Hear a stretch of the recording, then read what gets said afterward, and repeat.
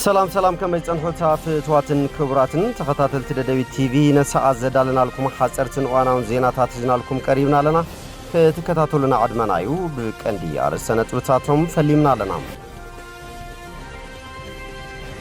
መንግስት ኢትዮጵያን አውደ ትምህርት ትግራይ ዝግቦ በጀትን ጠመተን ምክልካሉ ሲዒቦም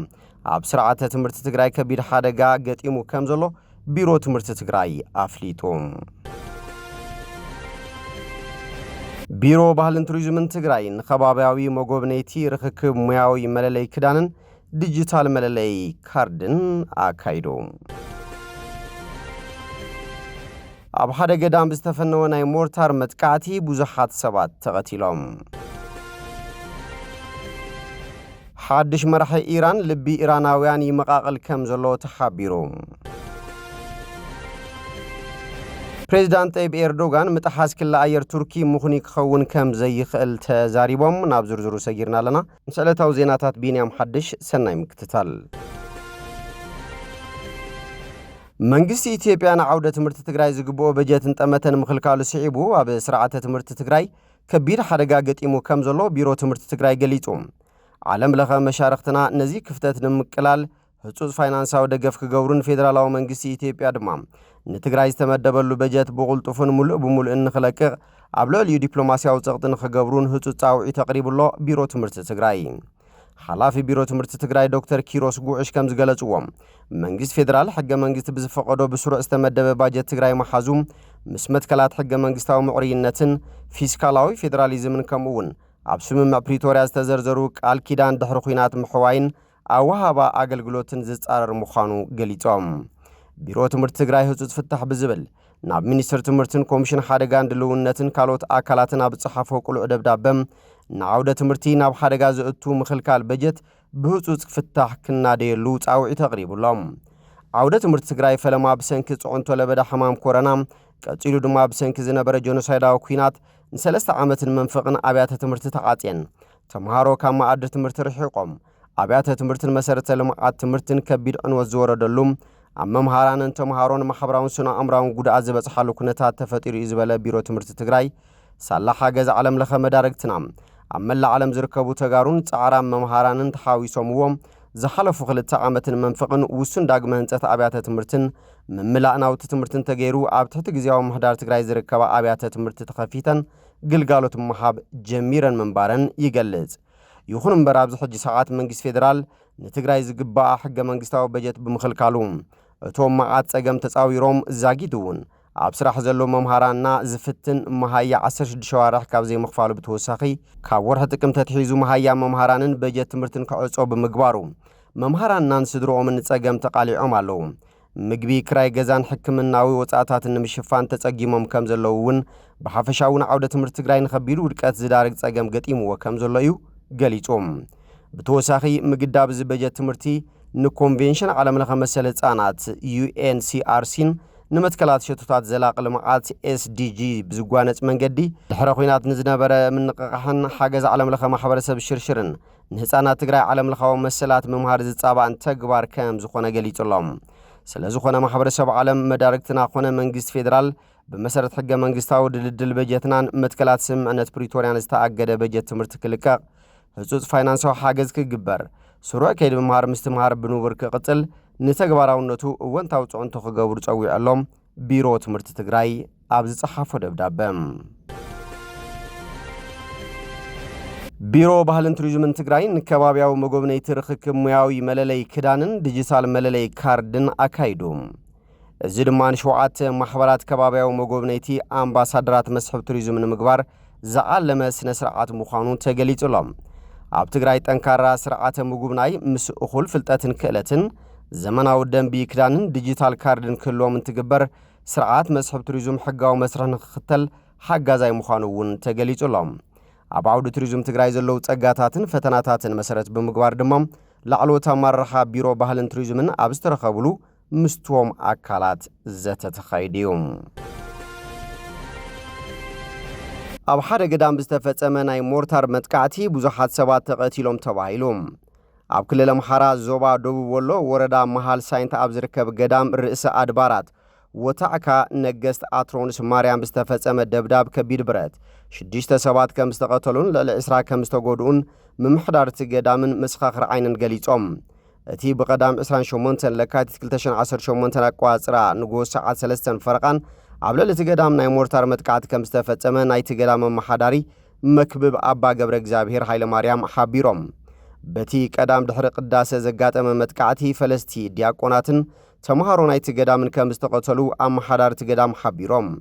አመሓዳርቲ ገዳም በቲ መጥቃዕቲ ሞርታር ናይቲ ገዳም መሪ ጌታ ከቅዱሱ ዝመጹ ሽማግለታትን እግሮምን ኢዶምን ከም ዝተቆረጹ ብምሕባር ሓላውቲ ደብሪ ድማ እግሮም ተቆሪጾም ዓይኖም እውን ዓዊሮም ክብሉ ገሊጾም ብተወሳኺ ፍንጭልጫል ናይቲ ሞርታር ዝወቅዖም ልዕሊ 21 ሰባት ኣብ ሕክምና ናይቲ ወረዳን ኣብ ከተማ ደሴ ኣብ ዝርከብ ሆስፒታልን ይሕከሙ ከም ዘለዉ ኣፍሊጦም እቲ መጥቃዕቲ ናይቲ ገዳም ኣገልገልትን ተገልገልትን ንሞባ ኣብ ዝተኣከብሉ ከም ዝተፈጸመ ብምግላጽ ካብቶም ንሕክምና ኸይዶም ዘለዉ ካህናት ፈለስትን ዲያቆናትን ዘለውዎ ምዃኑ ድማ ሓቢሮም በቲ ደብዳብ ናይ ሞርታር ኣብ ልዕሊ ኣዳራሽን ናሕስን ናይቲ ቤተ ክርስቲያን ከቢድ ዕንወት ድማ ወሪዱ በቲ መጥቃዕቲ ኣካላዊ መጉዳእቲ ካብ ዝበጽሖም ገሊኦም ኢዶም ገሊኦም እግሮም ዝተቆረጹ ካልኦት ድማ ዓይኖም ዝዓወሩ እዮም 10 ዝኾኑ ድማ መጠናዊ ኣካላዊ ጉድኣት ከም ዝበጽሖም ተሓቢሩ እቲ መጥቃዕቲ ኣብ ተኸባቢ ዝርከቡ ሰራዊት ኣብይ ዝፈጸምዎ ክኸውን ከም ዝኽእል ድማ ግምት ተዋሂብዎሎም ናይ ኢትዮጵያ ኦርቶዶክሳዊት ተዋህዶ ቤተ ክርስቲያን እውን ብዛዕባ እቲ ኣብ ዞባ ደቡብ ወሎ ዝተፈጸመ መጥቃዕቲ የመልኪታ ክሳብ ሕጂ መግለጺ ኣያውፀትን ሓድሽ መራሒ ኢራን ልቢ ኢራናውያን ይመቃቀል ከም ዘሎ ተገሊጹ ሞጅታባ ካሜኒ ሓድሽ ላዕለዋይ መራሒ ኢራንን ተካኢ አቡ አያቶላህ አሊ ካሜኒን ኮይኑ ምሻሙ ይዝከር ገለ ደገፍቲ ስርዓት ምስ ሓያል እስላማዊ ሓልዋ ሰውራም IRGC ቅርበት ከም ዘለዎ ዝእመነሉ ተሪር ሰብ ምሻሙ ንምጽምባል ናብ ጎደናታት ወጽዮም ኣለዉ ካልኦት ኢራናውያን ግን ለውጢ ከምጽኢሎም ከም ዘየኣምኑ ንቢቢሲ ገሊጾም ሓደ ነባራይ ርእሰ ከተማ ቴህራን ኣብ 30ታት ዕድመ ዝርከብ ሰባይ ኣብ ውሽጢ ስርዓት ቁንጣር ዕድላት ለውጥ እውን ይየብሉን ማለት እዩ ክብል ብተስፋ በመቁራጽ ገሊጾም ንሱ እቲ 88 ኣባላት ዝሓቆፈ ባይቶ ሊቃውንቲ ካብ ዓሊ ኻሜኒ ዝረሓቀ ሰብ ክመርጽ ኣይከኣለን ድማ ይብል ስለዚ ኩሉ ነገር ከም ቀደሙ ክቅጽል እዩ ነቲ ሓድሽ መራሕን ምድጋፍ ጭርሖታቶም ምቅያር እውን ኣየድልዮምን ይክብል ወሲኹ ነቂፎም ንዓመታት ሞጅታባ ኻሜኒ ኣብ ኢራን ብድሕሪ መጋረጃ ልዑል ጽልዋ ከም ዝነበረ ዝገልጽ ወረታት ይስማዕ እዩ ብዙሓት ነቲ ናይ አቡኡ ተሪር ወይ ከዓ ኣኽራሪ ፖሊስታት ከቐጽሎ ትጽቢት ይገብሩ ካልእ ነባሪ ቴህራን ጓል እስራታት ዝኾነት ጓል ኣንስተይቲ ሞጅታባ ኻሜኒ ልዕሊ አቡኡ ጨቋን ክኸውን ዝብል እምነት ከም ዘለዋ ድማ ገሊጻ ንሳ ንቢቢሲ ኣብ ዝሃበቱ ሓበሬታ ኣብዚ ኩናት ክውድኡ ተስፋ እገብር እንተዘይኮይኑ ኣብ ትሕቲ መግዛእቶም ኮይና ኩላትና ክንመውት ኢና ክትብል ገሊጻ ካልእ ኣብ 30ታት ዕድሚኡ ዝርከብ ነባሪ ቴህራን ድማ ሕነ ዝፈድዩ ንኣቡ ቀቲሎም ሙሉኦም እሞ ኣይገድፎምን እዩ ክብል ይገሊጹ ኣብ ልዕሊ ኣሜሪካ ሕነ ክፈድ እንተዘይክኢሉ ግን ንዓናን ተራ ሰባት ክውድኣና እዩ እስራኤልን ኣሜሪካን ንዑ ዕላማ ክገብራ ተስፋ እገብር ኢሉ ካብ ሰንበት ምሸት ጀሚሩ መንግስታዊ ቴሌቪዥን ኢራን ቻነል አይሪን ንሞጅታባ ኻሜኒ ኣብ ዝተፈላለያ ከተማታት ማለት እውን ቴህራን ቅድስቲ ከተማ ቁም ከምኡውን ዝተወለደላ ከተማታት ኣብ ሰሜናዊ ምብራቕ እትርከብ ከተማ ማሽሃድ ሓዊሱ ዝተኻየደ ናይ ደገፍ ሰልፍታት ክተርኢ ቀንያላ ኣብቲ ተንቀሳቓሲ ምስልታት ብዙሓት ሰባት ባንዴራ እስላማዊት ሪፐብሊክ ከምበልብሉ ይረኣዩ ሞጅታባ ኻሜኒ ንባዕሉ ግን ክሳብ ሕጂ ኣብ ህዝበይ ተራእየን ወይ ድማ ዝኾነ መደረ ስሚዑ ኣይፈልጥን ሓንቲ ሰበይት ነቲ ቻነል ኣብ ዝሃበቱ ሓበሬታ ድማ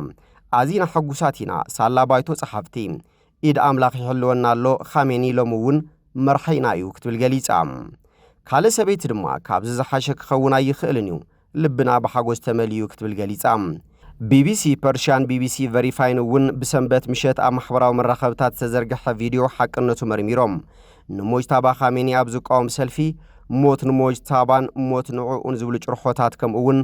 ኣላህ ወኣክበር ዝብሉ ጭርሖታት ነይሮም እዚ ወዲ 56 ዓመት ሃይማኖተኛ ኣብ ግዜ ምሕደራ አቡኡ ትሑት ደረጃ ዝነበረ እኳ እንተኾነ ከም ዓቃብ ናይቲ ነፍሴር ላዕለዋይ መርሐ ኮይኑ ካብ ነዊሕ እዋናት ሒዙ ጽልዋ ከም ዝነበሮ ይውረ ነይሩ ኣብ መወዳእታ 2000ታት ብዊክሊክስ ዝተሓትመ ዲፕሎማስያዊ ወረታት ኣሜሪካ ኣብቲ ስርዓት ብድሕሪ መጋረጃ ዘሎ ሓይሊ ክብል ገሊጽዎም ብሰፊሑ ከም ብቑዕን ሓያልን መራሒ እዩ ዝቁጸር ኢሉ ነይሩ ኣብ ርእሲ እቲ ምስ ሓልዋ ሰውራ ዘለዎ ቅርበት ኣብ ፕሬዚዳንታዊ ምርጫ ኢዱ ብምእታውን ንፍርቂ ወታደራዊ ሓይሊ ባሲጅ ብምእዛዝን ክኽሰስ ጸኒሑ እዩ ደገፍቲ ትማል ሶኒ ኣብ ቴህራን ኣብ ዝርከበ ኣደባባይ ኢንገላብ ተኣኪቦም ነቲ ሓድሽ መራሒ ጸንቢሎሞም ሰባት ኣሳል ሞጅታባ ኻሜንን ኣቦን ሒዞም መካይን ድምጽ እናስማዓ ባንዴራታት ድማ ይምብልበል ነይሩ ሓደ ሰብኣይ ንማዕከን ዜና ሮይተርስ ኣብ ዝሃቦ ቃል ሕጂ እቲ መንገዲ ብመርሕነቱ ከም ዝቕጽል ርግጸኛታት ኢና ክብል ገሊጾም ሓንቲ ሰበይቲ ዝተሰማዓ ዓሚቕ ሓጎስ ክትገልጽ ከላ ድማ ሞጅታባ ኻሜኒ ቅምጥ ኢሉ ነቡ ይመስል ክትብል ገሊጻ ካብ ኩሎም ክኾኑ ዝኽእሉ ሕጽያት እቲ ዝበቕዐን ምስ መራሒ ነበር ዝያዳ ዝመሳሰልን ኢላ ኣብታ ኣብ ጥቓ ቴህራን እትርከብ ከተማ ካራጅ ሓደ ነባሪ ቅድሚ ምሻሙ ብዛዕባ ሞጅታባ ኻሜኒ ብዙሕ ከም ዘይሰምዐ ገሊጹ ሕጂ ትራምፕ ምስኦም ክሰማማዕ ድዩ ንጹር ክኸውን እዩ ንዑ ዕላማ ክገብሩ ኣለዎም ይብል እቲ ኣብ እስራታት ዕድመ ዝርከብ መንእሰይ ካልእ ሰብኣይ ድማ እዚ ማለት ዝቕየር ነገር የለን ማለት እዩ ዝብል እምነት ከም ዘለዎ ይገሊጹ ተመሳሳሊ መንገዲ እዩ ምናልባት እውን ዝገደደ ክኸውን ይኽእል እዩ ዝጸንሕ ግን ኣይመስለንን ኢሉ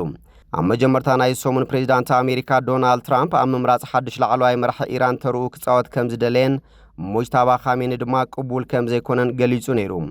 እቲ ሽመት ቅድሚ ምእዋጁ ሒደት ሰዓታት ተቐዲሙ ትራምፕ ብዘይፈቓዱ ስልጣን ዝሕዝ ነዊሕ ኣይጸንሕን ክብል ምግላጹ ዝዝከር እዩ እስራኤል እውን ወዲ ዓሊ ኻሜኒ ሓድሽ መራሒ ኮይኑ ከም ዝተሾመ ቅድሚ ምእዋጁ መጠንቀቕታ ኣውፅያ ንነፍሲ ወከፍ ተካ ዕላማ ክገብር ብምባል ዝኾነ ኣቐዲሙ ዝገበሮም ህዝባዊ መደረታት ዝገልጽ ሰነድ የለን ሰሓቲ ኣብ ህዝቢ ቀሪቡ ወግዓዊ ናይ መንግስቲ ስራሕ ሒዙ ኣይፈልጥን ጎንጎንቲ ኣብ ኩሉ ቦታታት ዝነበረ ኣሳኣለብኡ ተራእዩ እውን ኣይፈልጥን